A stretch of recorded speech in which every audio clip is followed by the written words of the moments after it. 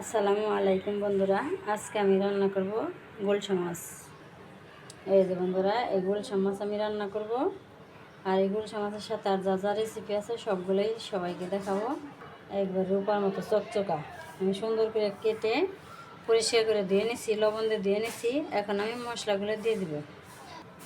এখানে আদা রসুন জিরে একসাথে বেটে নিছি, এখানে পেঁয়াজ কেটে নিছি, এখানে কাঁচামরিচ কেটে নিছি। এই মশলাগুলো দিয়ে আমি রান্না করব। আর বন্ধুরা, এখানে আমি বেগুন কেটে নিছি, গুলশা মাছের মতো লম্বা করে চিকন করে বেগুন কেটে নিছি। এই বেগুন দিয়ে আর এখানে আলু লম্বা লম্বা করে আলু কেটে নিছি। এই আলুগুলো দিয়ে আমি রান্না করব। তাহলে প্রথম থেকে শেষ পর্যন্ত পুরো ভিডিওটা দেখে নিও। এখন আমি মাছটা সুন্দর করে মশলা দিয়ে মাখিয়ে নেব। এখন আমি সব মশলাগুলো দিয়ে দেব।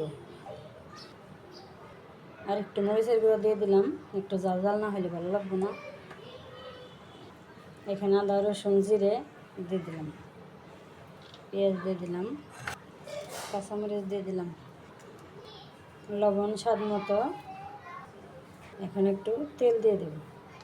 এখন আমি সুন্দর করে মাখিয়ে নেব। আমি মাছটা মাখিয়ে নিলাম। এখন আমি আলু দিয়ে দেব, আলু দিয়ে একটু মাখিয়ে নেব। এই যে আমি আলুর সাথে আর মাছের সাথে মাখিয়ে নিলাম।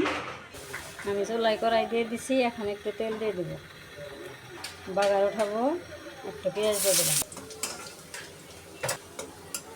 এখন আমি আস্ত জিরে দিয়ে দেবো। এখন সুন্দর করে বাগারটা ভেজে নেব।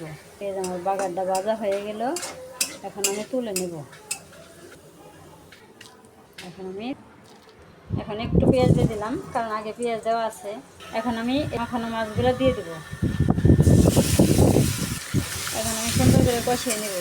অনেক বাতাস। এইভাবে মাছটা জাকি দিয়ে রান্না করলে মাছের মজাই আলাদা। এখন আমি বেগুনগুলো দিয়ে দিব। আমি বেগুনের সাথে আরেকটু কষিয়ে নিব, কিন্তু বেশি নাড়া দেওয়া যাবে না, গুলশা মাছ ভেঙে যাবে। নাড়া দেওয়া যাবে না বেশি, জাকি দিয়ে দিব। এই জাকিটা উল্টা পাল্টা করে দিলাম। এখন আমি পানি দিয়ে দিব। এই যে আমার তরকারিতে জল দেওয়া হয়ে গেল। এখন আমার তরকারিটা হইতে থাক, আমি সেই ফাঁকে এই বাগারটা বেটে নেই। অনেক বাতাস। এই যে বন্ধুরা, গুলশা মাছ দিয়ে আলু বেগুন দিয়ে রান্না করলাম। এই যে আমার গুলশা মাছের তরকারি হয়ে গেল, আলু বেগুন দিয়ে গুলশা মাছ। এখন আমি এখান থেকে একটু জল নেব। এই যে বাগার বাটার মধ্যে দিয়ে দিব। এখন আমি সুন্দর করে একটু গুলিয়ে নেব, তাহলে সহজে মিশে যাবে। গুলানো হয়ে গেল। এই যে বাগার বাটাটা গুলিয়ে নিলাম। এখন আমি উপর দিয়ে দিব। দেওয়া হয়ে গেল। এখন আমি হালকা একটু নাড়া দেবো, বেশি নাড়া দেবো না, কারণ বেশি নাড়া দিলে আমার গুলশা মাছটা ভেঙে যাবে। এই যে হয়ে গেল আমার গুলশা মাছের তরকারি। আমার গুলশা মাছের তরকারি নামিয়ে নিলাম।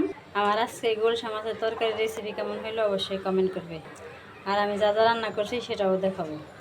এই যে এখানে কম মশলা দিয়ে আমার নাতি নাতনিদের জন্য পাঙ্গাস মাছ রান্না করছি। আর এইখানে রান্না করছি পাতলা ডাল, টমেটো দিয়ে পাতলা ডাল। এই যে বন্ধুরা, আমার সব রেসিপি রেডি। আমার আজকের রাতের খাবার গুলশা মাছ, বেগুন আলুর তরকারি, পাতলা ডাল আর পাঙ্গাস মাছ। তাহলে ভিডিও কেমন হলো অবশ্যই কমেন্ট করবে। তাহলে সবাই সুস্বাস্থ্য কামনা করছি। সবাই ভালো থাকবে, সুস্থ থাকবে, সাবধানে থাকবে। আল্লাহ হাফেজ। আসসালামু আলাইকুম।